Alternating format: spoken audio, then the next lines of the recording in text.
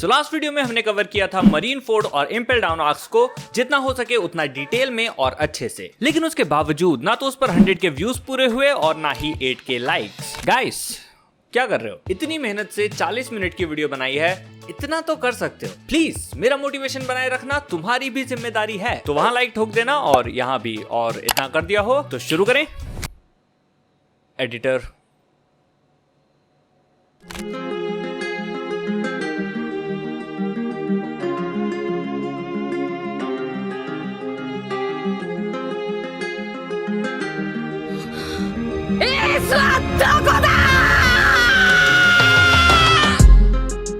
Post war arc या फिर post marine Ford arc की इस 26 What the fuck? 17 चैप्टर्स को 26 एपिसोड्स में अडेप्ट किया गया है। What is this pacing? We are already here? मांगा पे स्विच करने का टाइम आ गया है क्या? पोस्ट वॉर को तुम एक कनेक्टिंग आर्क की तरह देख सकते हो स्टोरी के नेक्स्ट चैप्टर पे मूव ऑन करने से पहले, और सिर्फ एक बिचौलिया आर्क होने के बावजूद जिसको कोई हाइप नहीं करता है। I actually loved it a lot. सबसे पहले तो कोई हाइप नहीं तो कोई एक्सपेक्टेशंस नहीं, और एक्सपेक्टेशंस नहीं तो डिसअपॉइंटमेंट नहीं। मैं तो इसको एक चेक बॉक्स की तरह ट्रीट कर रहा था कि हाँ भाई नेचुरल प्रोग्रेशन है, चीजें वापस से इंटरेस्टिंग होने में तो टाइम लगेगा ही। But Oda didn't treat it as just a check box. He actually expanded on the story, the world and character dynamics through it and made it so memorable and impactful that it made me tear up by the end. पर उस पर हम बाद में आएंगे। पहले मैं तुमको बताना चाहता हूँ कॉस्मिक्स एंटरटेनमेंट के बारे में, जिसने निर्वाणा एंड बाउंड्री जैसी इंडियन शोनन एंड स्पोर्ट्स मांगा बनाई है। कॉस्मिक्स एंटरटेनमेंट एक Indian comic book publishing company है, पर ऐसी वैसी कंपनी नहीं। कॉस्मिक्स स्पेसिफिकली मांगा styled black and white comics बनाने पर फोकस करती है, और उसी कैलिबर की स्टोरीज लेकर आना ही इनका विजन है। और इसमें वैरायटी ऑफ टाइटल शामिल हैं, जैसे कि एक्शन शोनन निर्वाणा, जिसका ऑलरेडी काफी नाम है, और रिसेंटली मैंने इसका सेकंड चैप्टर पढ़ के भी रिव्यू किया था, और क्वालिटी वाइज मेहनत साफ दिख रही थी। और इनके कैटलॉग में है स्पोर्ट्स मांगा बाउंड्री, जो कि क्रिकेट के बारे में है। इसको भी मैं पढ़ चुका हूँ and I was genuinely impressed by the writing. और तो और एक sci-fi psychological horror story whispers of void भी जल्द ही लॉन्च होने वाली है। तो वैरायटी है, डेडिकेशन है, हार्ड वर्क है, और इंडिया में कॉमिक्स एंड मांगा कल्चर को रिवाइटलाइज करने की इनकी कोशिश है। इन कॉमिक्स को कंप्लीटली इंडियंस बनाते हैं, स्टोरी से लेकर आर्ट तक। So it is completely home grown content and it is about time कि हम खुद के बने कंटेंट को एक्नॉलेज करना और सही से सपोर्ट करना शुरू करें, ताकि हमारी कंट्री में भी एक कॉमिक रीडिंग का कल्चर डेवलप हो एंड ओवर द टाइम हम भी ग्रेट स्टोरीज प्रोड्यूस कर सकें। This is just the beginning and you can be one of the first few to help it take off. So check out Cosmics Entertainment on Instagram and to buy the comics you can visit the website cosmics.co.in, और आप हमारा coupon code AnimeTM भी use कर सकते हैं extra 10% discount के लिए। And now let's get back to the video. एक चीज ने मुझे काफी इंप्रेस किया कि ट्रेजिक चीजें होने के बावजूद वन पीस पूरे माहौल को डिप्रेसिंग नहीं होने देता है। लूफी की ट्रेजेडी सिर्फ लूफी की है, और जो लोग उसके करीब हैं कुछ हद तक उनकी। उसके अलावा शायद लोगों को शॉकिंग लगे, थोड़ा बुरा लगे, but they can not and won't feel the same extreme emotions as Luffy. इसलिए हम उनको दूसरी चीजों के बारे में वरी करते हुए देखते हैं, जैसे लड़के साइलेंट पे अलाउड नहीं है, या फिर लड़कों से दूर रहो, थिंग्स लाइक दैट, जिसकी वजह से हमें ऐसे टाइम में भी इक्वली फन चीजें देखने के लिए मिलती हैं। And that is the thing about One Piece. Usually जब ऐसे बिग ट्रेजिक मोमेंट्स स्टोरी में आते हैं तो कुछ टाइम तक उस ट्रेजेडी पर ही फोकस करना और ऑडियंस को जितना हो सके इमोशनल करना ही मोस्ट कॉमन स्ट्रेटेजी होती है। But the world of One Piece is just unbothered by the misery of its main character, and these little details make the world come alive on a whole different level. Now वापस आ जाते हैं इस arc पर। तो story के natural progression की नजर से लूफी को लाया जाता है अमेज़न लिली आइलैंड पर ताकि उसको ट्रीट किया जा सके। यहाँ पर जब उसे होश आता है तो उसे रियलिटी वापस से हिट करती है। सच पता होना और सच को एक्सेप्ट करना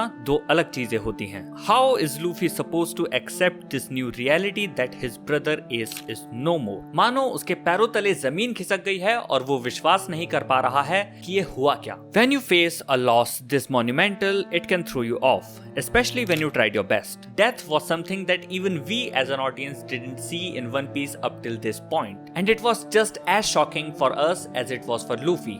and definitely more heart breaking for him. जब ऐसा कुछ होता है तो दुनिया सेंस बनाना बंद कर देती है। लॉजिकली तुम्हें कुछ समझ नहीं आता, तुम ठीक से सोच नहीं पाते हो, चीजें प्रोसेस नहीं कर पाते हो। और लूफी भी कुछ इसी तरह से रिएक्ट करता है। कुछ देर तक उसे यकीन भी नहीं होता कि ये सच है, तो वो जिनबे से कंफर्म करता है। वो एस को ना बचा पाने के लिए खुद को ब्लेम करता है, जो अंडरस्टैंडेबल है क्योंकि ऐसे केस में जो सबसे पहली चीज आती है वो गिल्ट ही होता है। बट जो चीज देख के मैं सरप्राइज्ड था वो ये कि he blames no one but himself. Not a single thing, not even Akainu, जिसको कोई भी दूसरा कैरेक्टर तुरंत ही अपना एनिमी घोषित कर देता। But I guess Luffy has no enemies. He only makes friends and moves on. Luffy की इस क्वालिटी को Impel Down और Marineford में भी हाईलाइट किया गया था। और ऐसे ही एक फ्रेंड जिनबे ने यहाँ लूफी की मदद की जब उसके क्लोजेस्ट फ्रेंड्स भी उससे दूर थे। He stayed with Luffy and didn't leave him alone, just like a true friend. And he also helped him remember that he still has things to protect and fight for. His friends and crew, the Straw Hats. और ये वो part है जहां पर one piece का poetic nature, characters का compassion, bonding and care for each other और situation की हेल्पलेसनेस बहुत अच्छे से शाइन करती है। जैसे ही स्ट्रॉ हैट्स तक मरीनफोर्ड वॉर और एस की डेथ की न्यूज पहुंचती है, तब नो मैटर कि कोई स्काई आइलैंड में है, कोई हॉरर आइलैंड में है, ट्रैप्ड है या फिर इवन खस्ता हालत में है, जो पहला थॉट उनमें से हर एक का था वो ये था कि लूफी को मेरी जरूरत है। वो डेस्परेटली जहां भी थे वहां से भागने की कोशिश करते हैं और तुरंत लूफी के पास जाना चाहते हैं। वो बिना कुछ बताए खुद ही ये समझ जाते हैं कि अपने भाई को अपनी आंखों के सामने खोने के बाद लूफी कितनी तकलीफ में होगा। It must be the end of the world for him, which made me quite emotional, specially the scenes of नामी एंड उसॉप। बट फिलहाल के लिए जिनबे और रेले लूफी को संभाल लेते हैं और उसको स्ट्रॉन्ग बनने के लिए भी मोटिवेट करते हैं, ताकि वो अपने फ्रेंड से रीयूनाइट होने से पहले इतना स्ट्रॉन्ग बन सके कि उनको खुद प्रोटेक्ट कर सके और उसे दोबारा किसी को खोना ना पड़े। जिसके लिए वो ये मैसेज क्राफ्ट करता है 3D2Y का, जो देखते ही मुझे एक बार में क्लिक कर गया था। इट नीडेड नो एक्सप्लेनेशन कि लूफी 3 दिन वाले प्लान को डिस्कार्ड करके अब सबको 2 साल का टाइम दे रहा है, जिसमें सब लोग ट्रेन करेंगे और स्ट्रॉन्ग बनेंगे। सो या, the famous time skip is finally here. ये तरीका थोड़ा आउटलैंडिश था, रिस्की था, बट हमारे पुराने लूफी जैसा था। और वैसे भी इस दुनिया में और क्या ही मोड ऑफ कम्युनिकेशन है।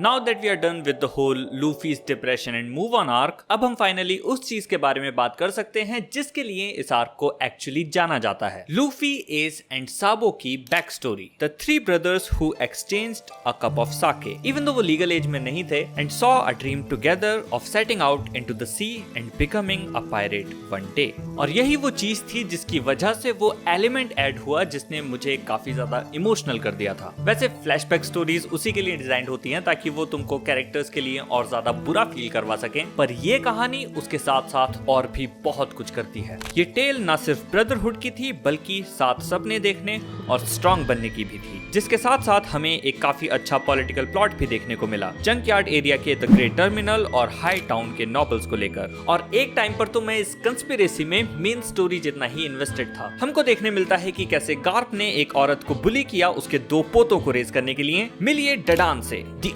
अल्टीमेट सुंदरी। ये पहली सुंदरी है जो सुंदर नहीं है और इसके अराउंड कोई रोमांटिक प्लॉट भी नहीं है, but she is hard on the outside and soft and warm on the inside, just like my day. Dadan सिर्फ बाहर से पत्थर है। वो दिखाती है कि वो केयर नहीं करती है, फिर चाहे जो होता है हो, पर वो अंदर ही अंदर काफी चिंता करती है। एस खुद की पर्सनल लाइफ और खुद के पिता के लिए हेट्रेड की वजह से सबसे दूरी बनाए हुए था, इवन लूफी से भी। एस लूफी को बुली करता है, भगाता है, but well Luffy was desperate. Luffy ने एस पर जितना एफर्ट मारा, अगर मैं उतना वन पीस वीडियोस को जल्दी बनाने में लगा दूं तो काफी अच्छा होगा, नहीं? लूफी हार नहीं मानता है और एक दिन वो एस का पीछा करने में सक्सीड हो जाता है, जहां वो पहली बार साबो से मिलता है, but well not on good terms. Luffy यहाँ पर भी स्टूपिड है, इवन अपने ओल्डर सेल्फ से भी ज्यादा, बट वो मुझे यहाँ ऑफ पुटिंग नहीं लगता क्योंकि वेल वो बच्चे हैं और बच्चों की तरह एक्ट कर सकते हैं। इसलिए इस पार्ट की कॉमेडी मुझे एक्चुअली काफी पसंद आई। एस और साबो अपनी पायरेट जर्नी के लिए फंड्स इकट्ठे कर रहे हैं, जो वो दूसरों से चुरा कर या छीन कर ही करते हैं, पर इस बार उन्होंने पंगा लिया है ब्लू जैम पायरेट से, जो अपने ट्रेजर को वापस लेने के लिए बहुत ज्यादा डेस्परेट हैं। उनके हाथ लूफी लग जाता है एंड वेल लूफी अपना मुंह बंद नहीं रख पाता। वो लूफी को ले जाते हैं और उसको टॉर्चर करके उससे इंफॉर्मेशन निकलवाने की कोशिश करते हैं, पर वो उन्हें कुछ नहीं बताता और एस इस चीज से काफी इंप्रेस हो जाता है कि इतने टॉर्चर के बाद भी उसने उनको कुछ नहीं बताया, for the sole reason that he does not want to lose his only friend. हमने अब तक शायद रियलाइज नहीं किया था, पर एस लूफी की लाइफ में वो पहला और इकलौता इंसान था जो उसकी एज ग्रुप के आसपास है जिसे वो दोस्त बना सकता है, और यही वजह है कि वो उसकी दोस्ती के लिए इतना ज्यादा डेस्परेट था। इस इंसिडेंट के बाद उन तीनों की काफी अच्छी दोस्ती हो जाती है और वो तीनों आगे और भी बहुत से कांड करते हैं, मस्ती करते हैं और डडान को परेशान भी करते हैं। वो लोग काफी ट्रेन भी करते हैं, जिससे हमें ये पता चलता है कि लूफी पहले एम करने में या फिर अपनी पावर्स को इस्तेमाल करने में कितना खराब था। उसकी पावर्स कैसे वर्क करती हैं इसका भी हमें एक बेटर आइडिया मिलता है, which makes us realize that his devil fruit powers has been really hard to handle and he has perfected their use through his own hard work। तीनों साथ मिलकर अपने एक छोटे और कम्फी से ट्री हाउस में, जो ना जाने कितने बच्चों का अधूरा सपना है, बड़े बड़े सपने देखते हैं, जिससे मुझे भी अपने बचपन की याद आ गई कि मैं भी ना जाने क्या क्या चीजें इमेजिन करता था।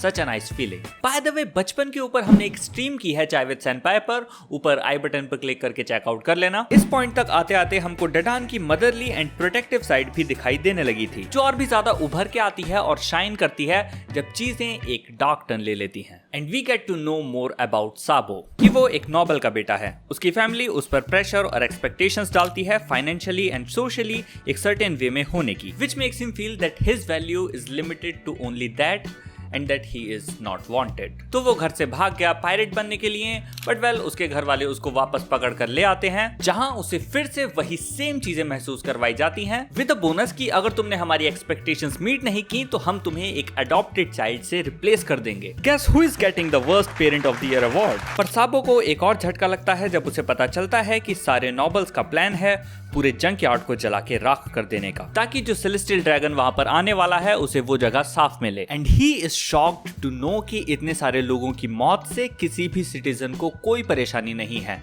बल्कि वो तो उल्टा सेलिब्रेट कर रहे हैं। इस काम को अंजाम देते हैं ब्लू जैम पायरेट्स, जो ये काम डिसीविंगली लूफी और एस से करवाते हैं। साबो इसको रोकने की काफी कोशिश करता है, लेकिन इन द एंड वो कुछ खास नहीं कर पाता। He could only hit the fact that he was born as a noble. दूसरी तरफ एस एंड लूफी अपनी जान बचाकर भागते हैं और ब्लू जैम पायरेट्स, जिनको नॉबल्स ने धोखा दे दिया था और उसी आग में मरने के लिए छोड़ दिया था जो उन्होंने ही लगाई है, फ्रस्ट्रेट होकर आतंक मचाने लगते हैं और लूफी और एस को मारने की कोशिश करते हैं, जहां एंट्री लेती है हमारी फेवरेट सुंदरी डडान, and she fights like a true leader. वो टाइम से सबको वहां से निकालती है और अपनी जान दांव पे लगाकर सबको बचाती है, facing severe Burns.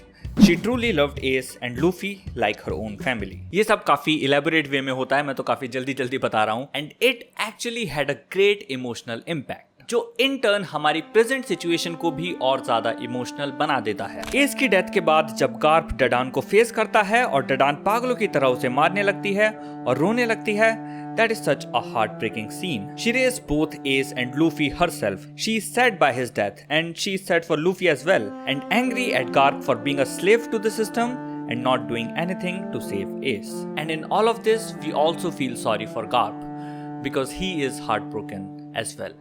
And well, there was also this scene where there's one fucking celestial dragon killed Sabo।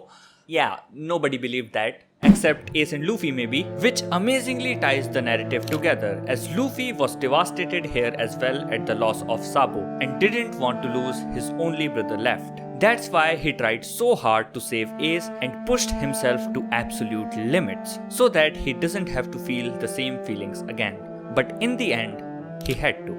But hey, we discussed that already and it's all good now। और इसके साथ मैंने सब कुछ कवर कर लिया है, या शायद नहीं। ट्रस्ट मी, इतने लंबे गैप के बाद इतनी सारी चीजें याद रख पाना काफी मुश्किल होता है, and I tried my best. तो वन पीस को मैंने यहीं तक देखा था और फिर होल्ड पर डाल दिया था। जब तक मैं वीडियो नहीं बनाता हूँ मैं आगे नहीं देखता हूँ, एंड फाइनली मैं अब इसको आगे कंटिन्यू कर पाऊंगा। सो मिलते हैं अगली वीडियो में इसी जून में शायद।